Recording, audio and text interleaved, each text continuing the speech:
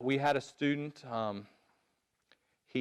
wife was a speech pathologist, and I know Greg will probably speak about that a little bit, but she was very supportive of this program. She had a student that she worked with, and he was very shy. He wouldn't talk to his peers.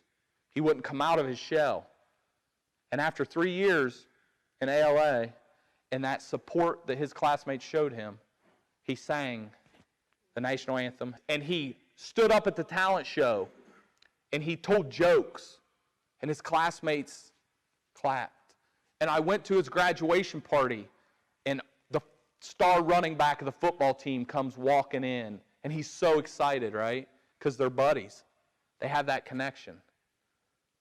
I know a lot of these schools and a lot of us that work transition, and that's something that we strive for, to find that connection, to find that support for our folks.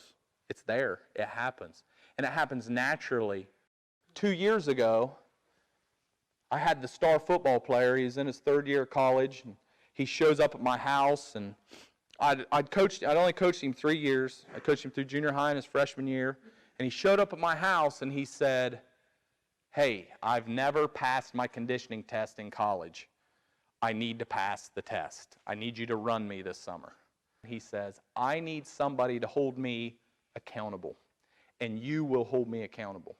And that's the other principle that we teach in ALA, is that we also help to hold each other accountable. Because sometimes we're going to trip, and sometimes we're going to fail. I fail quite often. But it's not a shameful thing. And when you realize you have somebody that you can count on to help pick you back up, it makes a world of difference. Saw that same gentleman that showed up at my house when he was in high school. Somebody knocked the books out of a girl in his class. The girl, one of the non-neurotypical girls in the class, and he said, "Hey, you got to pick those books up." There he is, 6'6", 300, he's probably 300 pounds in, talking to these guys and saying, "That's my friend. You don't treat her that way."